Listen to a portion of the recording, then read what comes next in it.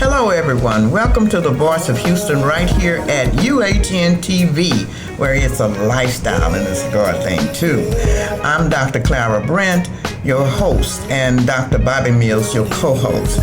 This morning, we're looking at a whole lot of things that has happened in this country of the United States, and we're not quite sure why it's happening, but we pray that it all will come to pass. Now, Dr. Mills, we know why it's happening. Why it's happening? Because of the confusion that the devil is wreaking in the hearts and minds of some American citizens. Not all, but some. Mm-hmm. That's true. And, of course, our government is going haywire as well. And they passed the... well, thank God. Yeah, that it was passed. The debt ceiling legislation was passed, giving us a 2-year breather in terms of not having to dicker about raising the debt ceiling because we spend more money than the government is taking in. So it did pass with over 300 votes. Right. You got 149 of the 219 or so Republicans. You got 149 of them, and then 157 or 58 of the Democrats who voted for it. And now it's going to the House, to the Senate. It's going to the Senate, and they have around about 4 days to pass the whole thing that the representatives have sent to them in regards to keeping us out of the harm's way. Well, they know that they have no choice, really, other than to pass the legislation as crafted and sent to them by the House, because if they try to dink around with it or twinkle around with it, can't think of it, and then send it back to the House, they're not going to have enough time, and the next thing you know, the country goes in default, and we have all kinds of economic problems, Right. Well, I don't know if COVID-19 had anything to do with it, because there was a lot of spending during that particular, when it came, during that time. But they had a lot of money left over, so they actually turned that money back over to the federal treasury. Mm-hmm. Well, that's a good thing. Well, we've had one very, very sad incident, even in our own state. The Attorney General, Ken Paxton, he got impeached. Yeah, they're trying to, I don't know who he's going to... Of course, he's been carrying himself in a very unprofessional... Indecent manner, yes. Indecent and out of order kind of politician. And now the Senate is going to have to debate the issue of whether or not to remove him from office permanently. He's been impeached, but the Senate would have to take the issue up. And apparently, when the special session resumes in terms of trying to deal with a number of issues, they'll take up that issue as well.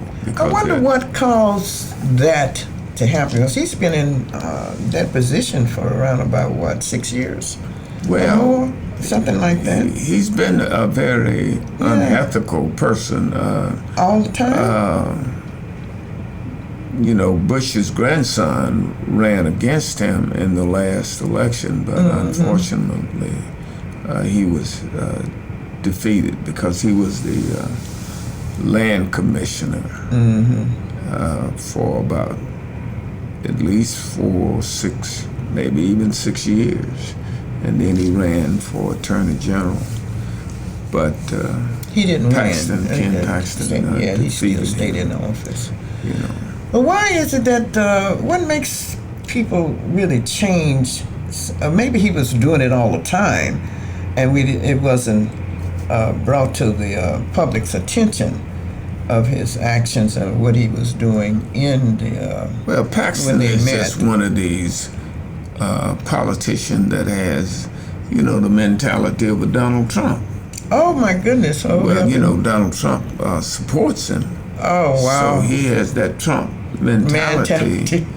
about power, privilege, and pleasure. And what he wants to do and when he want to do it. You know, his wife has caught him, you know, having an affair with another woman, and she's in the Senate, and so obviously she'll probably have to recuse herself from voting for against him, you know, yes, because she's still with him. So there's no way in the world now she can crawfish out of the situation that she finds herself in. So she'll have to end up probably just recusing herself and not voting.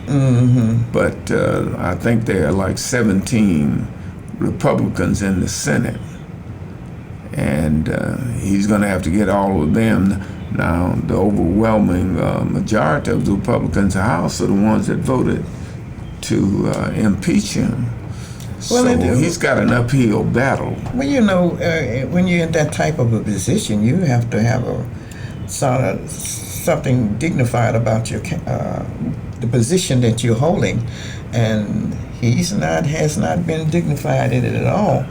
But to think about Trump, he's still fighting all these cases that's coming up against him. Do you think that he's going to still try and put his hat in the ring for president? He's running for re-election. There's no question about it. He's already filed.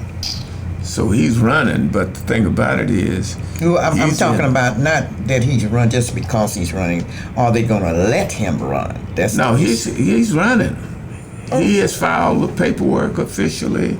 So he is a candidate for the presidency on the Republican ticket. Now, it's up to Republican primary voters to either accept or reject. But Trump has serious legal problems that he's facing. They just discovered that he was having a conversation about the documents that he took from the White House that were highly classified and sensitive documents. And he was talking to one of his staff people about he had these documents that laid out a military plan to attack Iran. And the guy was taping him. And so now he said he didn't have it. The first time he said it, he didn't have documents. And he declassified them. And then he's saying on this tape that they have now that the special counsel has, Jack Smith, that he knew that he didn't have any business having these documents and that he could not expose them because he wanted to expose that the United States had a military plan to attack Iran. So he done talked himself into a real quagmire. And do you think he's going to do you think the people that vote had voted for him going to still vote for him with all the craziness he does? Well, we have some people in America that just have malnutrition of the brain. And so that's a good one. They gonna vote for him regardless because they have that kind of ungodly mentality. They have the same kind of mentality that Donald Trump has. It's about white privilege, white power, and do what I wish to do. Pleasure, maximization, and I do what I want to do when I want to do it, and there's nothing that you can do about it except accept it. Yeah, that's and crazy. So, he's running, but it's like we have no intelligent people. Right. But he has serious problem now with what they just revealed last night and this morning about the telephone conversation that's recorded. I've been thinking that if it had been anyone else but Donald Trump, he would be in jail. They would be either in jail or they would be trying to put him in jail. They would try to not keep him from office, running for any type of office. I just can't understand how the news continuously give way to this man. And when I say news, I'm speaking of the information that we receive. Is like, oh well, this is nothing really big. He does those things all the time. It seems as if that's what is going on. Because if it had been Obama, sure enough, it had been Obama, my God, it would have been every news Obama agency. Would have been under the jailhouse. He'd been under the jailhouse. He would be talked about every other day, and it just doesn't make any sense how they backing this man with their hand behind their back and not showing it really, but anybody with good intelligence, common sense, would see the wrong that is being done with our news media. Well, with this latest revelation, he's met his Waterloo on this. You think? I don't. The way he's gotten away with more things than a little, I don't even know whether that with certain things. They just make an announcement. It made an announcement that he'll keep up. But now the difference is, these are his own words. They have him on tape with his own words, video, saying that he knew that these documents were highly sensitive. They were classified. He couldn't declassify them, and that he wanted to show them to people and the general public, but he knew he couldn't. And all of this. Why would he want to show that? I mean, if it was such a thing that does exist, then why wouldn't he do it at the time he had the chance to do it? If he really wanted to do that. Well, because then he knew that he could be charged with espionage. He could be charged with some kind of serious crime while in office, because you are head of government and you're exposing your people. Yeah. Your and government. Putting the American people in harm's way. Yes. So Trump is crazy. Do you think that he's not crazy? Mm-hmm.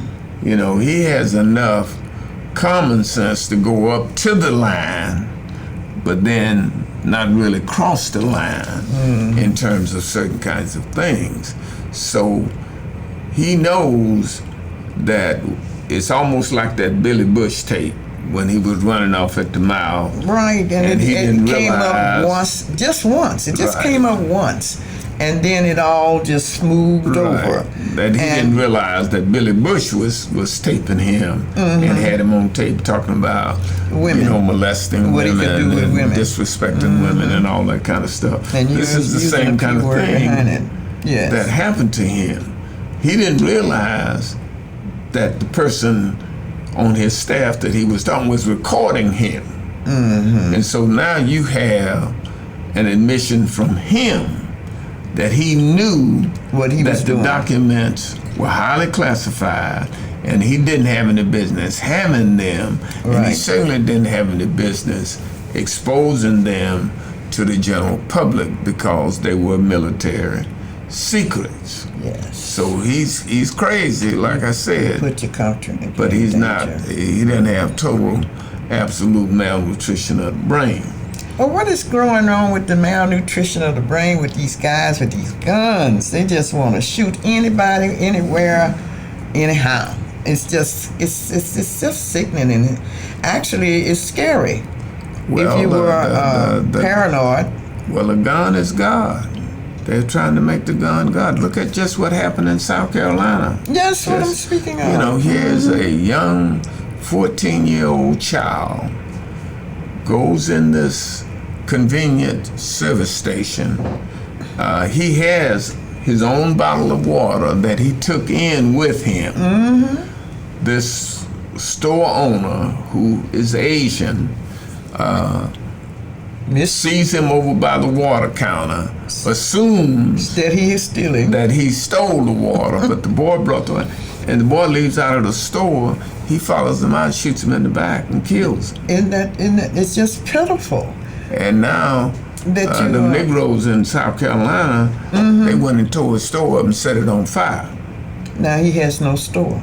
Now he has no store, but that's that mentality that they certain perceive. people have. They perceive that toward black people. All black people steal. All black people are lazy. All black people don't know nothing, and they don't want to learn nothing. It's a contagious disease out there in the mindset of many in America. Well, it's the totem pole philosophy that American society has instituted and created. That every immigrant group that comes in, they start out they tell at the lowest level, but then they can work their way up. But see, black people cannot. Are at the bottom of the totem pole. Cannot. And we've never had the opportunity to experience the social mobility to move up in the system, right? Because we are defined by our skin color. Exactly. Not by what we know, not by what we've learned, not by anything. Right. And your skin color came from God, so you can't change that. No. So you either born the way you are, and that's it. Yeah, and we have to continue to fight. And I say to all of those that are watching us, fight. Not fight with your fists, but fight with your mind. Go to school. Go to college. We are where we are simply because we done what we needed to do was to hit those books and get what the things that we needed to have. And of course, God has helped us in this country, and it sure touched many minds. God has been the mainstay that we've had. He's the mainstay, even though a lot of us are losing our faith and not fellowshipping, not worshiping the way we should, like we used to do. And we need to get back to that old landmark and continue to fight, and I'm not talking about fist fighting. I'm talking about fighting in a sensible, loving way. Spiritual fight. Yeah, spiritual fight that is going on, because we've come a mighty long ways as blacks in America, not because we're out there fighting so hard in the streets or with our guns or with anything else, but with the grace of God and sticking together and loving one another. And we need to continue to do so. If we don't do so, here in America, it seems as if our skin color is causing us to have nothing in regards to something that we want and can't get. But you continue to do it. We've come a mighty long ways, and God is still making a way out of no way for the black race right here in America. Well, the objective all along by the system, because the system is designed to work for the system. So the objective is basically to destroy your family system. Yes. Because the family system is the basis of society. You see now, especially on TV and in the media and so forth, the promotion of homosexuality among black men. Oh, really? I mean, thought it was all white men. All you got to do is look at TV, and you see all these commercials. Well, I'm looking at TV. I don't know about you all, but I'm looking at TV, seeing the commercials where the white man and the black woman is more shown together.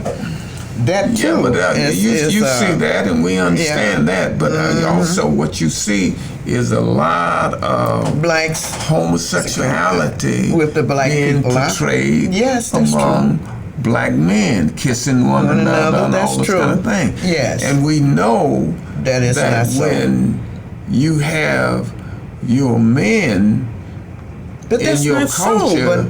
Listen to the point I'm trying to make. Okay, go ahead. See, when you have your men in your culture being feminized to the degree where they no longer want to be what God created them to be, Do you think they will fight for justice, freedom, and equality?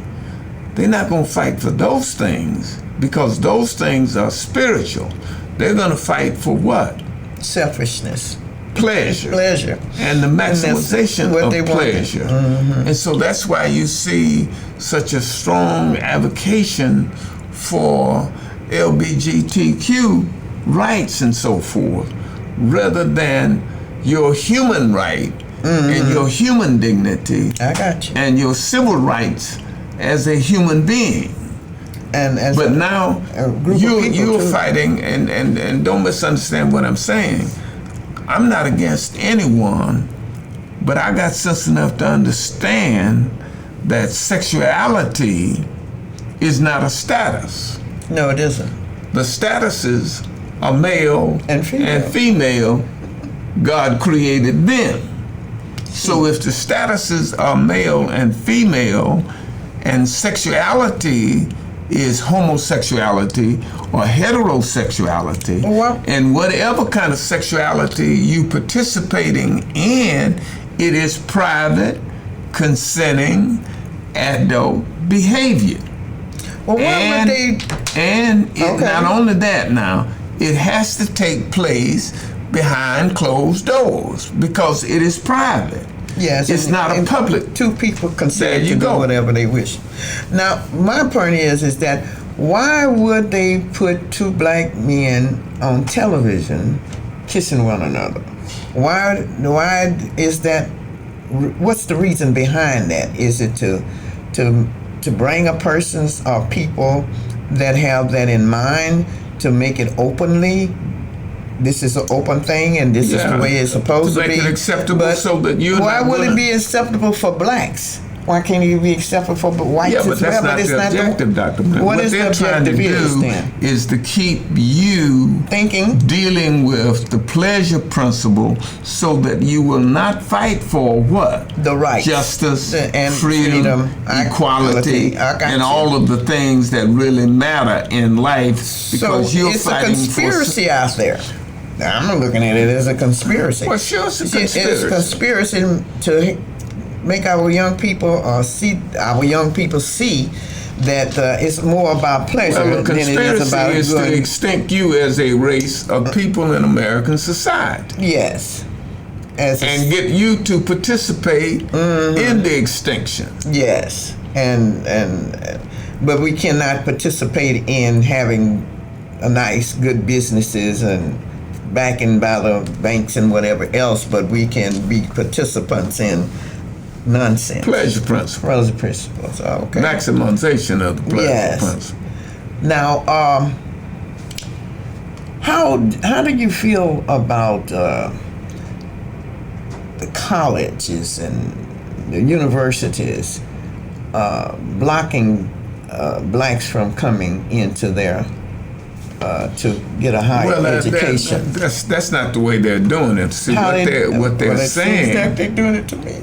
Well, and the state, with the governor pushing it, is saying that you cannot consider race and ethnicity in terms of admission criteria.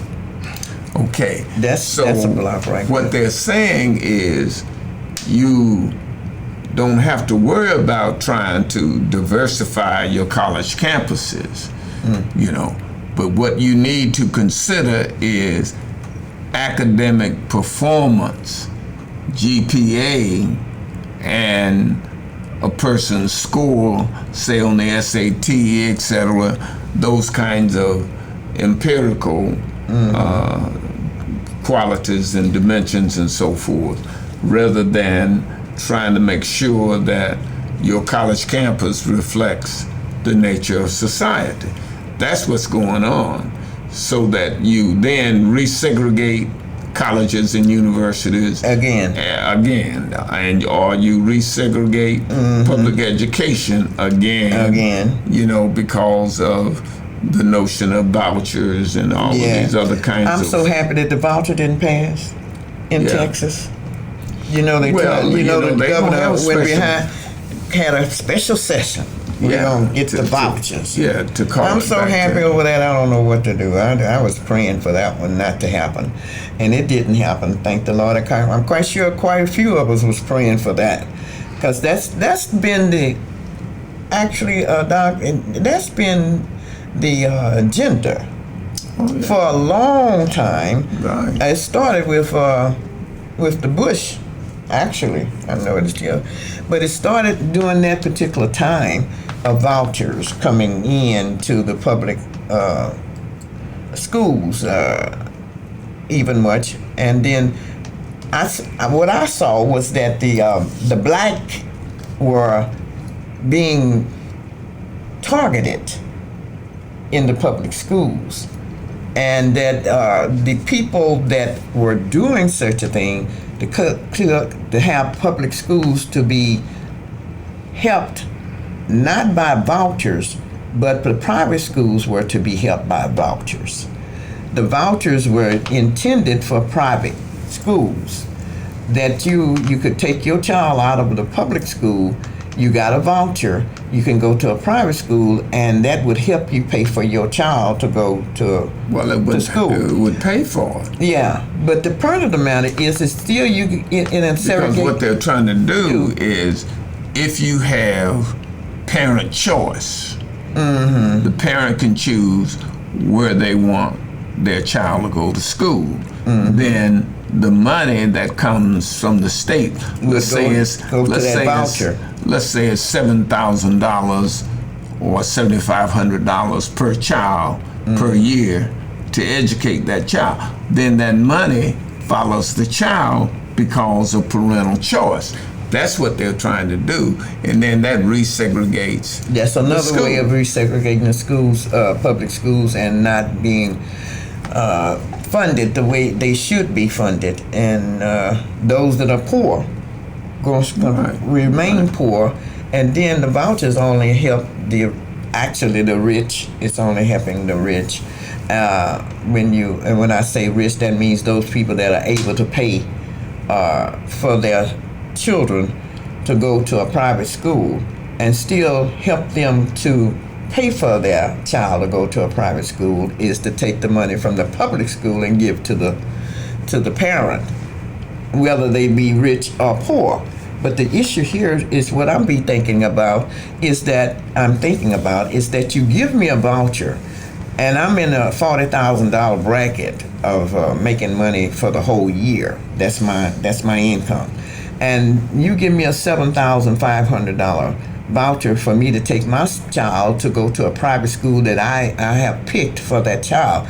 But when I get there, that $7,500 that you mentioned, and I say, I have a voucher for my child and I want him to go to this school. Oh no, you cannot be accepted. You're going to have $7,000 to go with it. Then you're still not, you haven't helped the ones that they have a child that's almost a genius, but they can't go to that particular school because you cannot afford for that child to go there.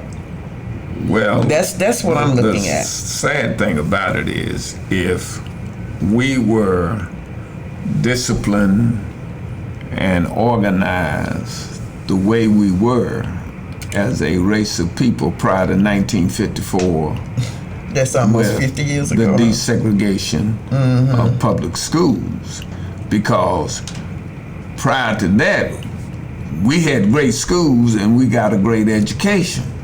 Yeah, we did. When you had segregated schools. Sure, we did. A lot of what messed up the black community was a whole bunch of stuff. Desegregation and integration of schools. Yeah. Because you and I and probably Felden, when we went to segregated schools. Yeah, but we had excellent teachers. Yes, and they wanted to make sure that you knew what you're supposed to know. We were able to get a good education and finish high school and go to college and go to grad school, etc. And so consequently, we were better off than we are now. Then we were 50 years You ago. got so many, almost 60 years ago. right? Well, failing students in HISD until it's not even funny. Yes, it's true, and it's not on HISD. It's a lot of school districts that's failing because of the lack of education, not the education, but the lack of all the laws that were made and sent to make things A lot of even it is the worse. breakdown of the family. Yeah, of course. That's your advocate. Is that it's the families that are needed, and the Word of God is sure enough needed in the family area of the black family.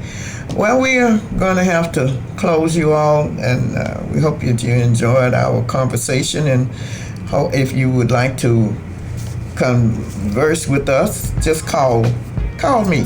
My number is 713-515-1171. It's not hidden. It's not nothing. And right here at UHN, we can email us at Urban Houston Network. God bless you. Bye-bye. Gmail, Urban Houston Network at gmail.com. Take care.